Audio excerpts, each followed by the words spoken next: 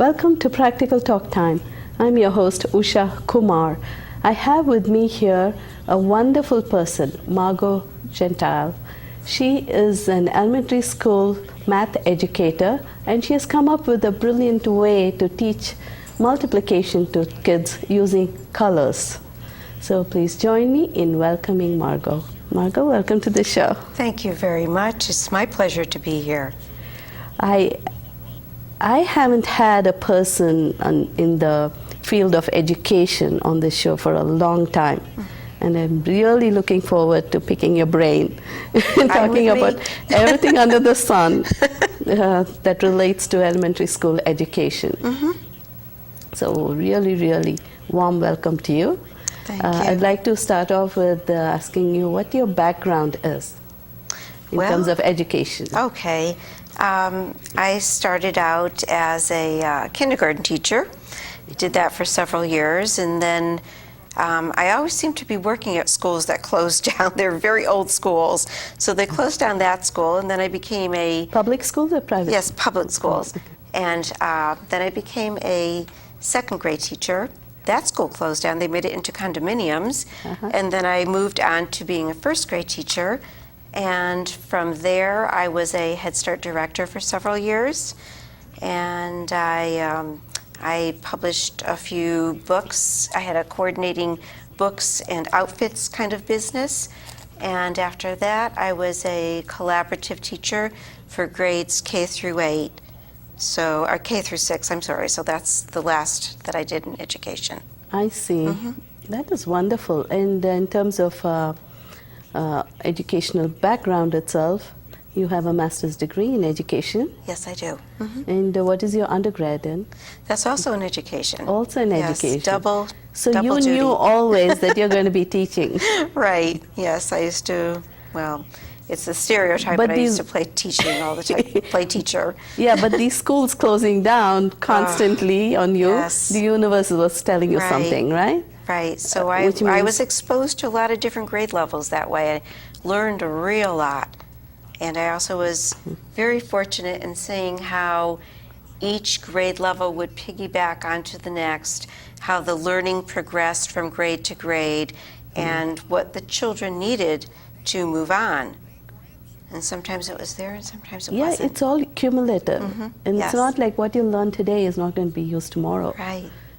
And oftentimes children think that, oh, that lesson is done. I don't have to go remember it. I don't have to do it again. I don't have to think about it. But the fact is, they have to keep remembering it for a lifetime, Right. because what you learn in elementary school is really just the basics. Exactly. Of whether it's language or math or anything else, science. Most definitely. And we keep learning all the time. What subjects did you teach? Well, and when I was in the elementary schools, I had to teach all subjects, being that, we're not specialized like the high school teachers.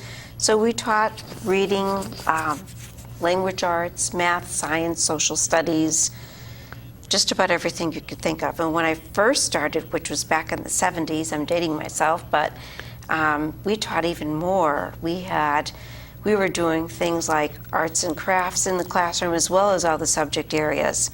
And the reason for that was children to be able to follow directions, to use their creativity, to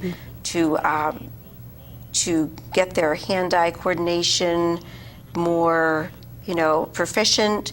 And there were many reasons for doing that. And unfortunately, there isn't time for that anymore. So Oh, really? No, there No isn't. more cutting and gluing? No, hardly any of that. Oh. Yeah, not much. I remember when I was a little kid in elementary school, my school had the syllabus from England. So we had all of those books. Even our English books were from England, published and printed there. And the main activities we had were cutting. The beginning ones are like cutting out the outline of a cat. Right. Or an apple or the leaf and all that. And my parents used to chuckle because my older siblings went to a different school, a local school that did not have all these. Oh. And whereas we were taught in the school to do the cutting and drawing and gluing and all that. Right. And they said, oh, what fun your school must be. Because This is all you get to do. You really don't study anything. You don't really learn anything. I say, no, I learn how to, write. I learn how to do my arithmetic, but or numbers we used to call them. It wasn't called math or arithmetic. It was called numbers, Oh, and then you had the alphabets and the words. Was your school like a Montessori school? It started off with a Montessori. Okay. Yeah. We did have the kindergarten. It was a matriculation. Yeah. Kind of a school. Those are interesting schools. Going all the way from kindergarten till grade 12. Yeah. Yeah, they cover the whole gamut, the whole child. Yes. Which is nice, I think. Yes. That's my opinion. Music was part of that.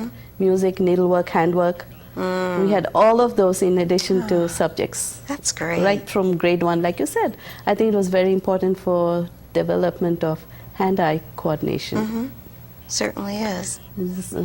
So now, no more cutting and gluing, or the hours are cut down? I shouldn't say that there isn't anymore. I would say probably in kindergarten there's some of that, but after kindergarten there's very, very little, if anything. And, and another thing that's gone by the wayside is the memorization of multiplication facts, which I'm very sad about because it is a prerequisite to higher math, and policymakers today or even to live as or to be an adult, one needs to know how to multiply in your head. It's every day. You use it every day. I've talked to my son who's a biochemist, and he said, I don't know how I would have made it through without memorizing my multiplication facts. But today it's different. They don't have to learn. No, they don't really encourage it, and some math programs even discourage it. So it's there in some math programs, but not really pronounced.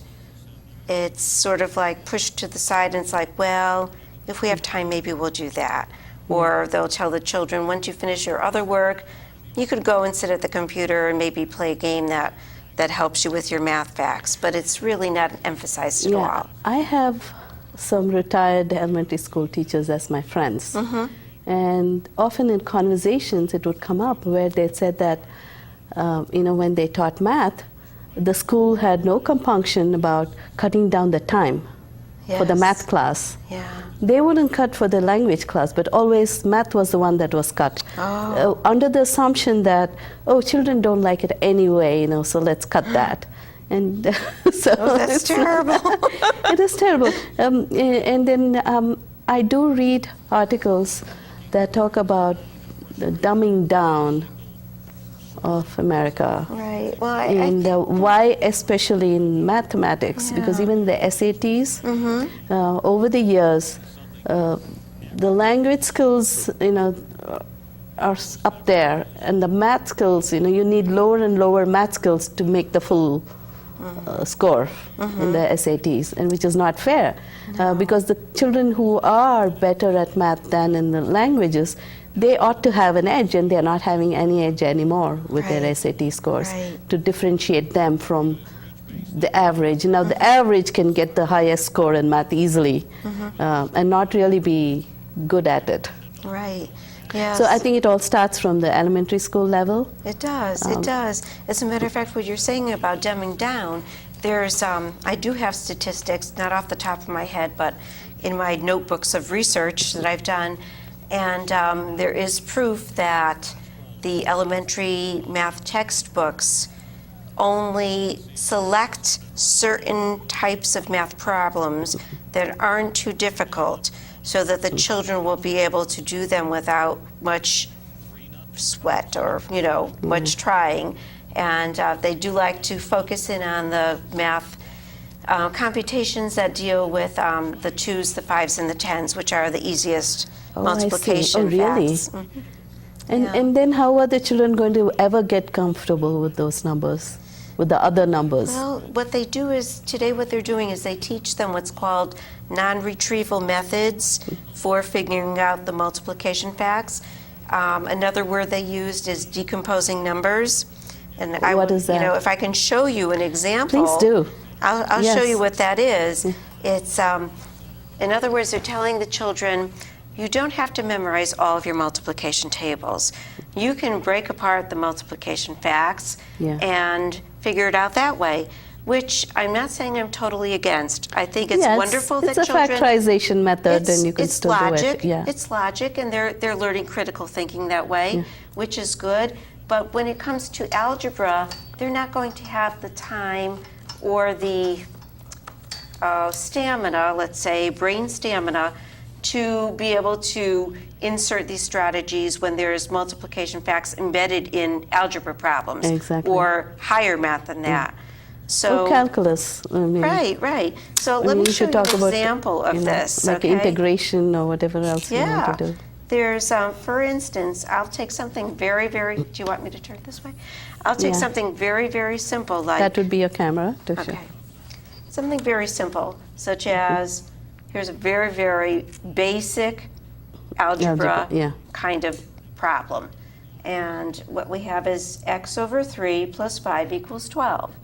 And so traditionally what we would do is we'd say, okay, well, we have to get rid of the 5. We want to isolate the x.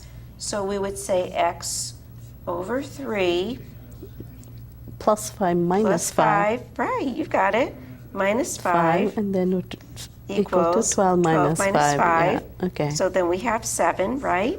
Yeah. Equals the x by 3. Over 3. Okay. Now to isolate the x, we would do 3 over 1 times x over 3. And what we do on this side, we have to do on this side.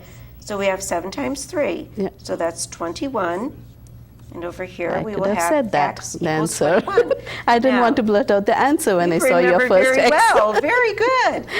So today, though, it's different. Because and that's because of the way I was educated, because we had to do it in our head. It's simple, it's efficient, it's accurate, it's everything you need to move on to higher math.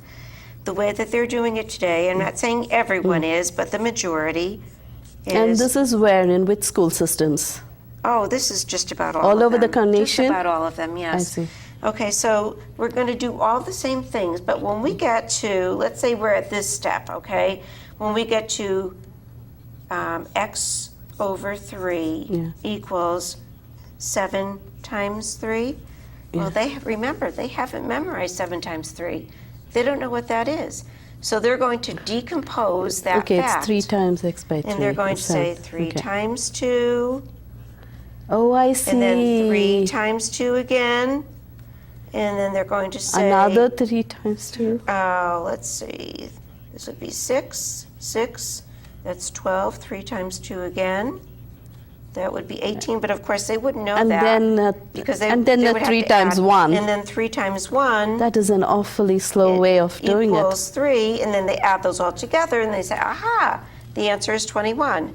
So it's very time-consuming, it's burdensome, and even though it helps them understand math and what's going on, which I think is great, I'm not knocking it. Yeah, first they should understand this fundamental. It should only be taught for a short time, but then you should still know your multiplication. But do you know when they start teaching the multiplication facts to memory?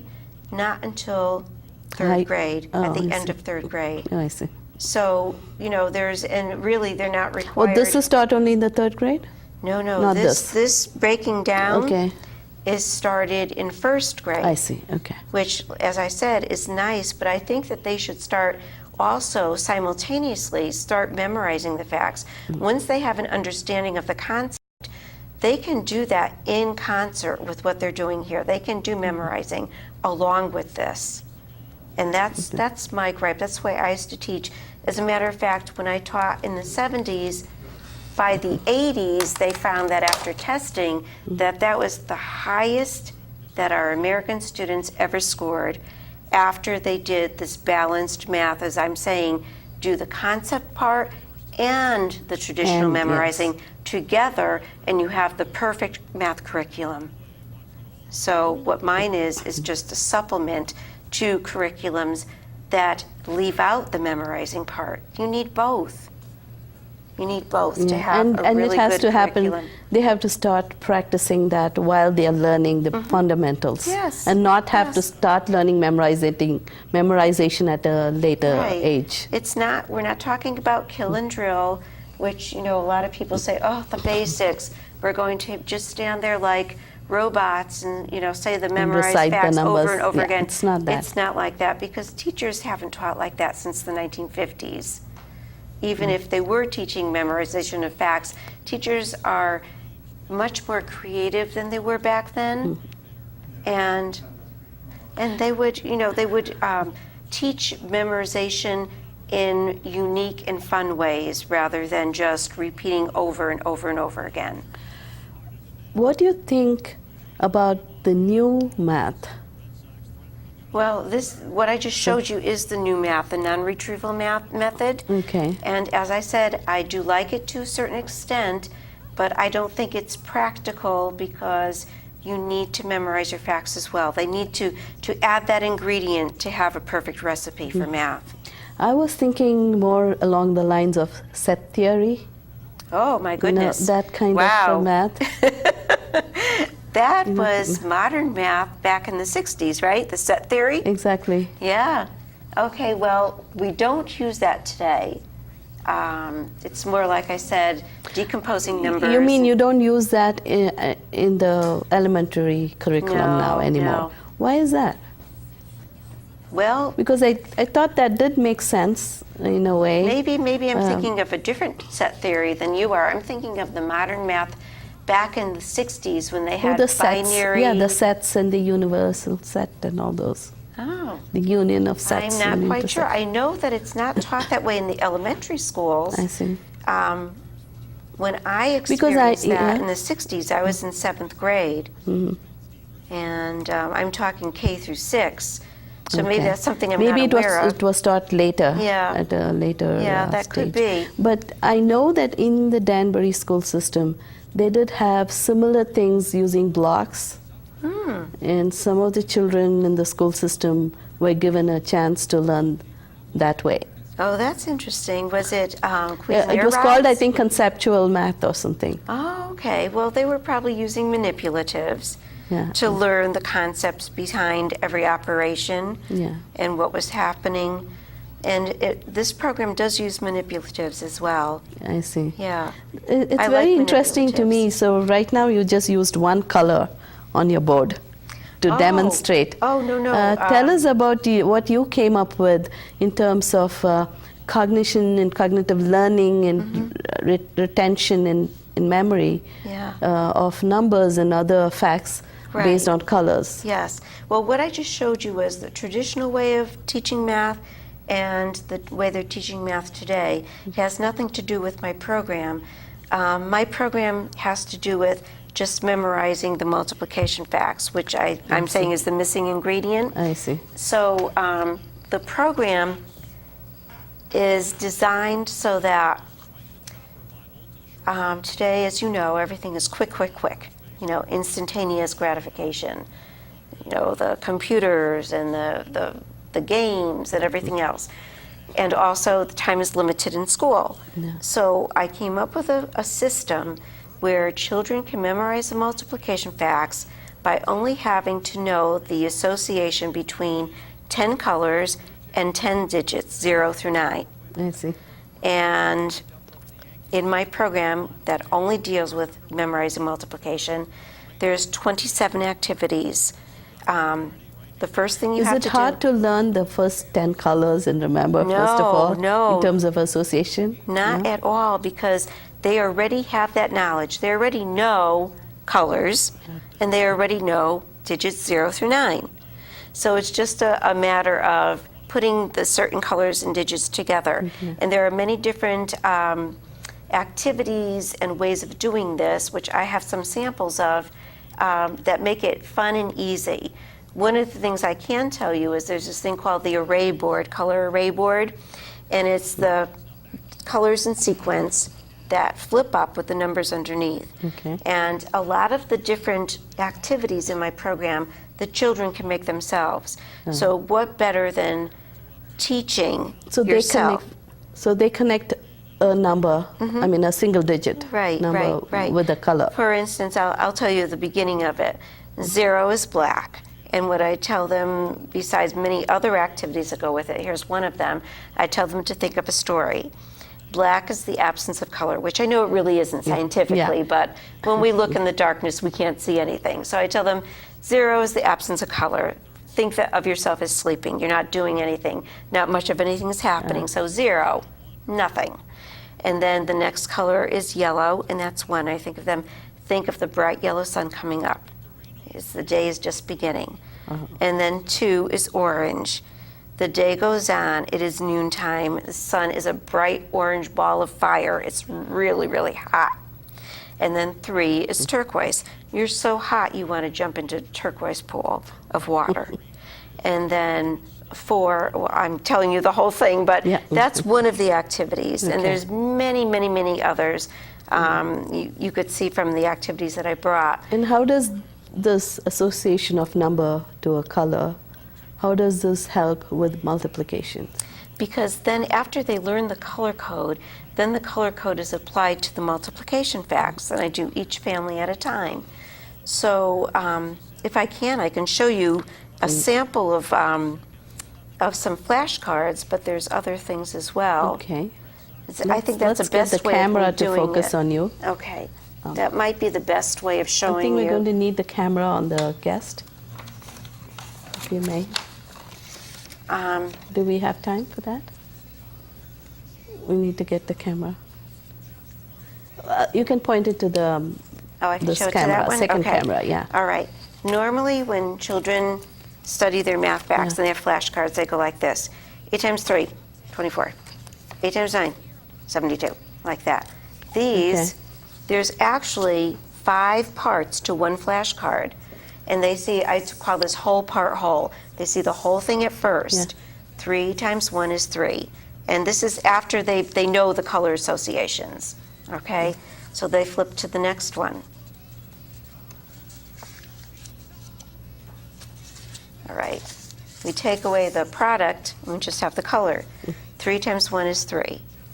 Okay, because they know that. They have to think about it, though. It's not like just flipping through it robotically. And then we take away one of the factors. 3 times 1 is 3. Okay. And then we take away the other factor. 3 times 1 is 3. And then we convert to what you normally see in a textbook or on a work page. 3 times 1 equals 3.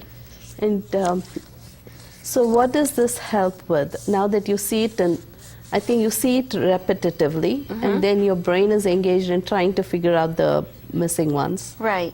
What it does is, because color, we say that color helps your memory go far, because color helps with focus, attention, retrieval, and retention.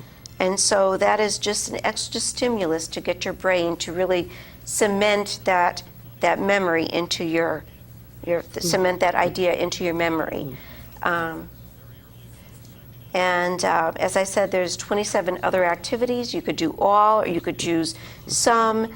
It all depends. At the beginning of the program, there's an assessment to see where the child is lacking, which facts they need the most help on. Just focus on those. There's also pre-testing and post-testing, so you know how well they did. How do you know that this works? And are there any scientific I have background? used it. I have used it when I was teaching. I've used it with special education children and children that are not special education. Is it now being used anywhere in the It is. the I use city it. I or have a in the tutoring state? program. It's used that way. I have individuals that use it. But I have not gotten it into the mainstream as of yet, because I've been mostly in e-commerce business. I see. And so now I'm branching out, and I would like to contact... So this can be purchased by anybody. I mean, this is available to everybody, not just someone in Connecticut or someone in this area. Definitely, yes. It's nationwide. And if they want to have their children, if their children have difficulty remembering multiplication, right? Yes. If they cannot memorize it quickly, then this method will help them. Absolutely. It's on my website, Margo's Math and More. And besides the program itself, there's also a blog there where they can get free activities.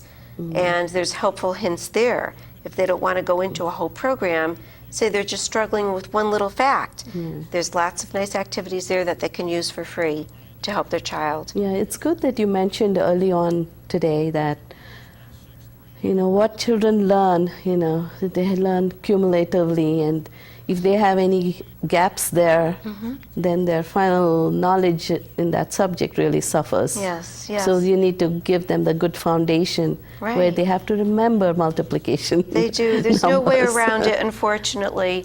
I think today they're hoping there is, but I really don't think there is any way around it to move on to more advanced math. Yeah. So coming back to kind of policies for elementary school education, what do you think of the new Common Core syllabus for this? Well, there are some aspects that are good and some that could be better. The good part, I think, is that they're making everything uniform across the United States, so that when a child moves from Colorado to Connecticut, they'll be on the same page with whatever subject that the Common Core addresses, like math. The other thing I think is good is that the Common Core did include memorizing the multiplication facts and all the basic facts, although I'm not quite sure how on board the schools are with that. I don't think they've really assimilated to that yet.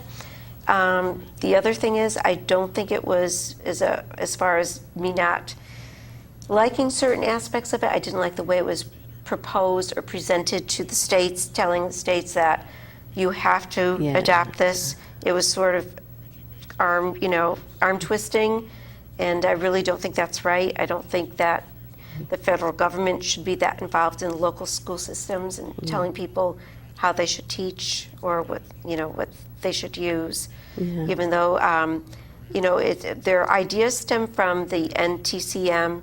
We are almost out of time. Oh, I'm sorry. So no, please go ahead. Just finish. You can finish your thought. The Common Core really has its roots with the National Council of Teachers of Mathematics, and they've been trying to influence math since the 1920s.